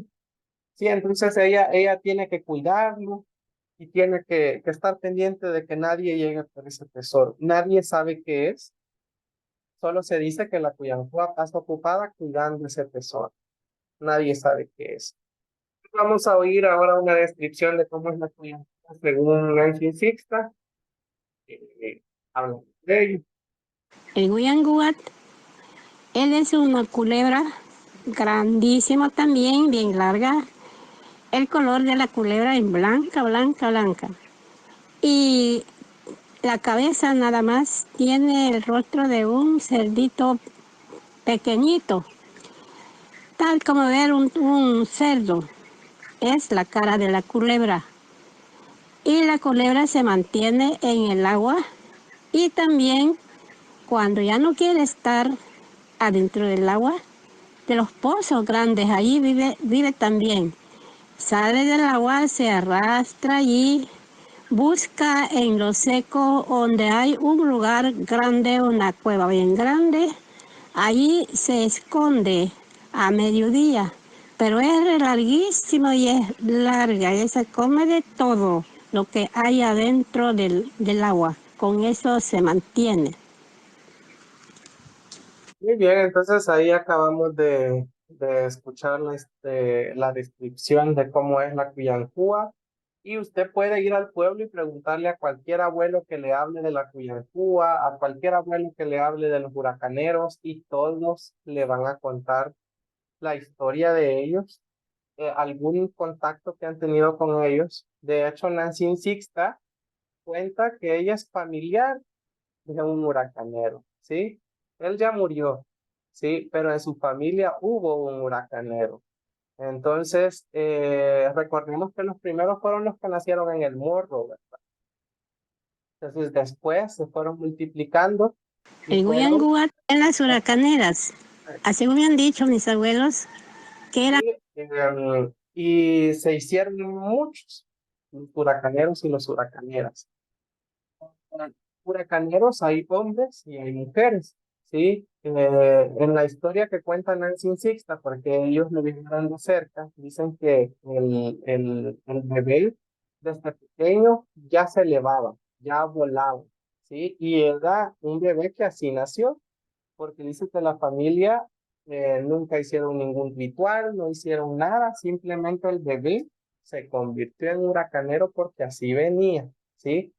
Entonces, ella cuenta que se podían transformar en animales, podían volar, hacían diferentes cosas, ¿ya? Lo principal era hacer mucho viento y hacer tronar el cielo. Entonces, prácticamente no es que solo fueran seres míticos, sino que eran personas también normales, como seres humanos normales. Entonces, los hombres muy normales, las mujeres tenían una característica bien especial, que era que tenían sus pelos largos, muy largos, y ellas eran cuando venía una gran tormenta, las que arruinaban las milpas con sus cabellos. Vamos a oír la descripción de ellos. Los huracaneros son hombres, pero son espíritus también. Ellos son hombres, vienen volando. Ellos vuelan como que tienen alas también. Y ellos cuando viene la lluvia muy fuerte, ahí vienen ellos también. Y ellos hacen un gran desastre. Ellos pasan botando palos, ramas y árboles, frutas, todo lo que hayan, donde ellos pasan. Y si hay también sembrados, que había grandes milpas grandes, y ellos también pasan dejando como que algo ha pasado encima de la milpa, lo dejan todo tirado en el suelo. Eso es lo que hacían cuando ellos salían de allá donde ellos son, tronaba. Esa era la señal que venían los huracaneros, pero ellos vuelan, ellos volaban, según así me han dicho mis abuelos. Muy bien, oímos pues la historia ahí de ellos, vamos con ellas también, porque ellas también eran bien... En las huracaneras, así me han dicho mis abuelos, que eran muchas mujeres, ellas eran jóvenes, pero ellas se invitaban cuando iban a venir con los jóvenes también, y venían muchas muchas muchachas huracaneras, también ellas eran espíritus, ellas podían volar también. Y lo mismo hacían, era un poco más grande el cabello. Ellas sí que tenían un cabello, pero re larguísimo, y con eso pasaban amarrando todas las ramas, palos, todo lo que hallaban. También hacían un gran desastre, más que los hacían los huracaneros hombres. Pero estas son... Muy bien, bueno, de los huracaneros también les puedo enviar un video. Yo tengo grabada la historia de Nancy Sixto, de su familiar. Dura como 45 minutos porque ella la cuenta muy a detalle, ¿verdad? Porque vivieron todo con, todo, todo ese proceso. Por si quieren conocer un poco más de los huracaneros. Vamos a hablar ahora sobre el Sicimite, ya casi vamos terminando. El Sicimite, el Tzitzimit en náhuatl, Tzitzimit, Sicimite en Castilla en español. Muchas personas lo han visto así como que unos dicen que es como un hombre, otros dicen que parece mono, otros dicen que parece un niño muy negrito. Y la cosa es que el Sicimite es alguien que cambia de forma. El Sicimite en la mitología nahua mexicana resulta que era la deidad, el señor del miedo. Por lo tanto, también en El Salvador, acá sí coinciden, y el Sicimite pues prácticamente es el encargado de hacerte asustar, el que te asusta. Hay muchas historias de Sicimite y la verdad es que nadie se pone de acuerdo con su forma física porque según dicen los abuelos se transforma. Él cambia de forma. No es, o sea, a unos se les aparece de una forma, a otros de otro, cambia de forma. Pero todos aseguran que en su forma normal, porque unos dicen, no, es que era el Sicimite que venía transformado, dicen tal cosa, pero en su forma natural, todos aseguran que es algo como negrito, como un mono, dicen unos, o es un hombre muy peludo. Entonces, eh, el Sicimite, para darles así un ejemplo de una historia, dicen las abuelas que usted puede andar caminando en el campo y de repente se le aparece, dice, un señor o alguien, una forma, la forma que a usted menos miedo le da. Y entonces tal vez usted se queda hablando con el señor o la señora o el muchacho o la muchacha que se le apareció en el camino y dice que de repente usted como que algo le hiciera porque su mente comienza a divagar. Dice que el Sicimite a veces anda de buenas y solo le va a hacer una travesura y hay otros donde sí le puede robar el alma, ya que la persona va a morir. En el caso de que solo sea una travesura, a veces dice que se le presenta como alguien conocido o como una persona desconocida, pero en forma humana, y pues le hace hacer cosas.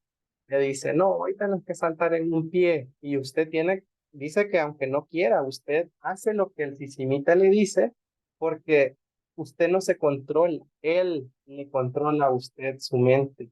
Y entonces si él le dice, no, hoy vas a comer tierra, usted come tierra.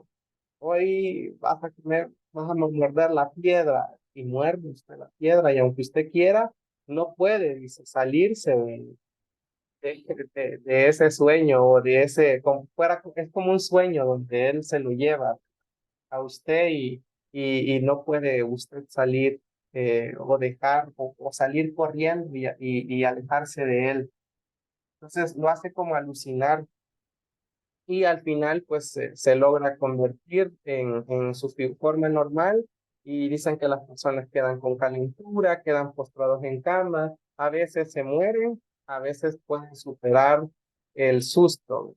Y la representación de él en el códice Magliaviciano, ahí está ese nombre complicado, es esa.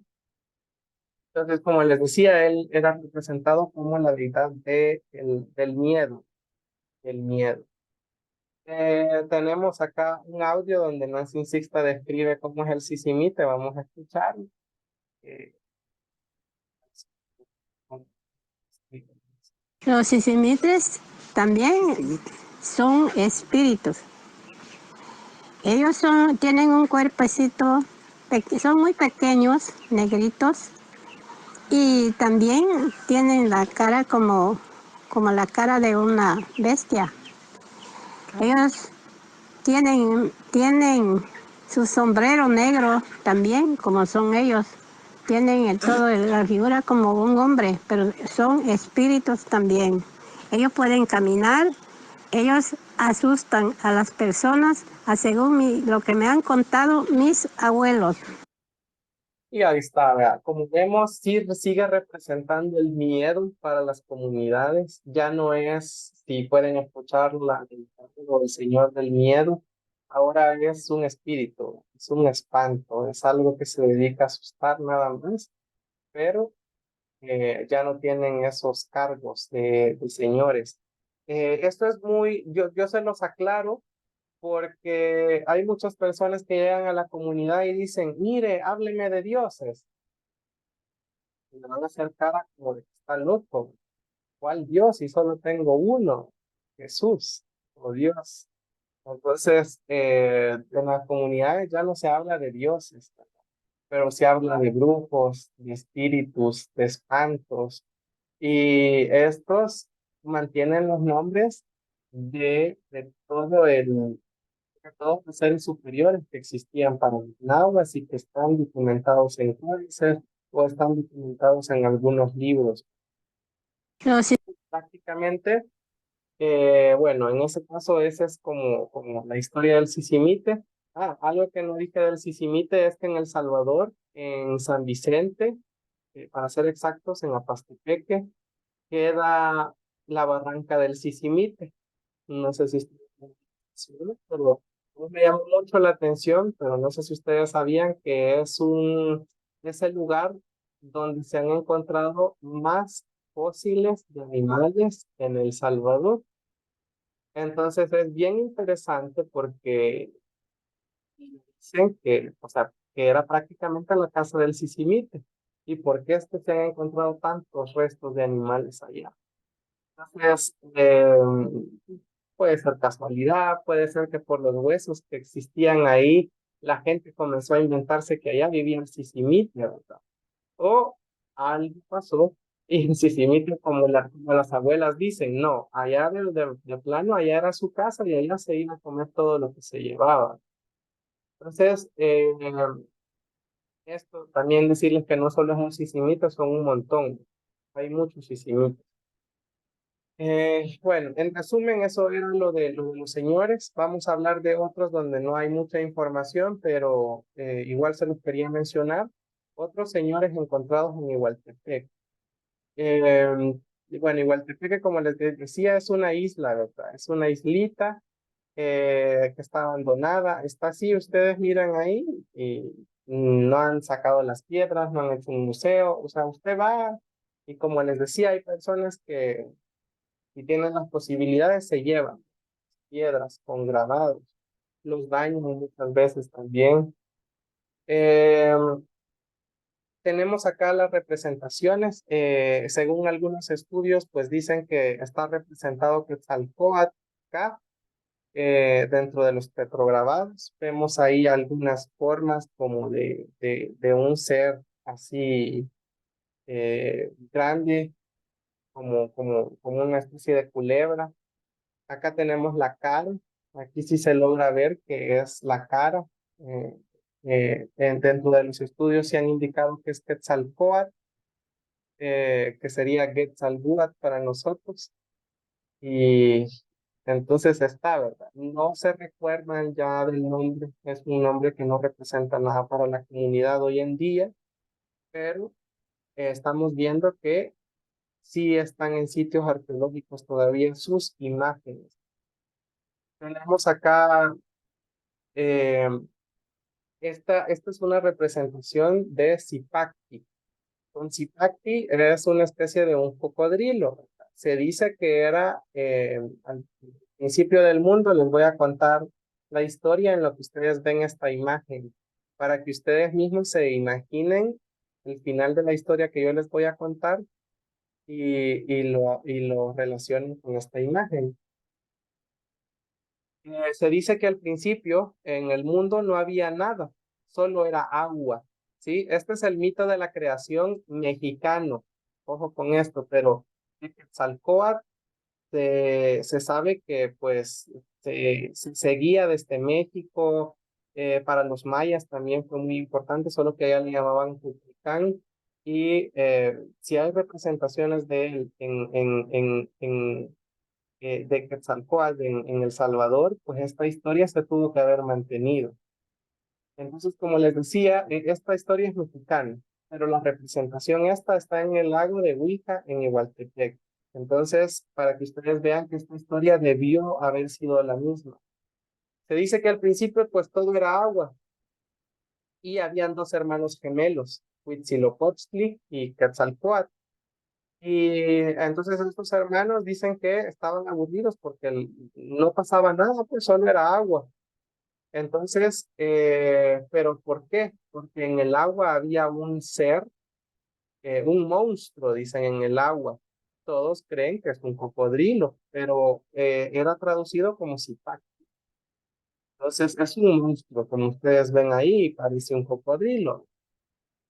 Entonces, dicen que Quetzalcóatl y su hermano se preocuparon mucho porque querían matar y querían que la vida prosperara en el mundo. Y dice que organizaron un plan. El plan era que uno iba a hacer la carnada como una distracción y el otro lo iba a matar. Pero en eso dicen que de repente sale del agua Zipactli o Zipactli por nosotros, y dice que de un mordisco le arranca un pie a Huitzilopochtli, ¿sí? Bueno, se lo arranca, ¿sí? Le arranca el pie. Pero en eso, Quetzalcóatl dice que lo apuñala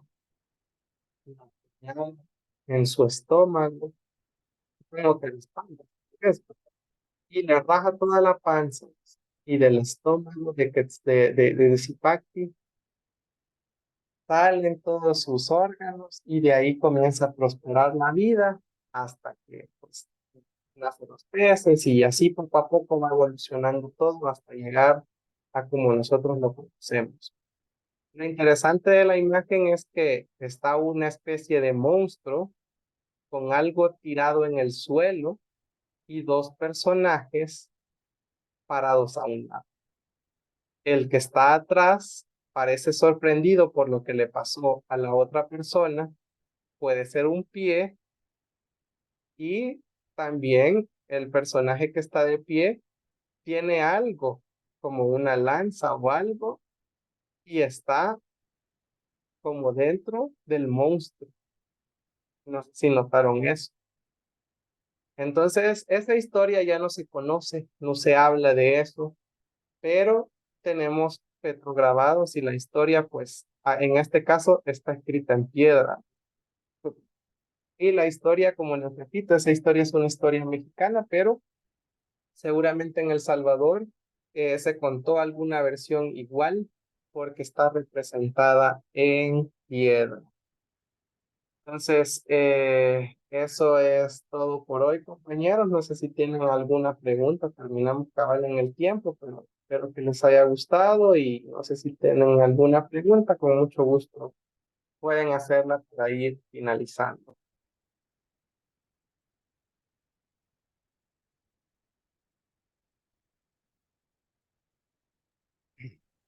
Todo bien, gracias. Bueno, compañeros.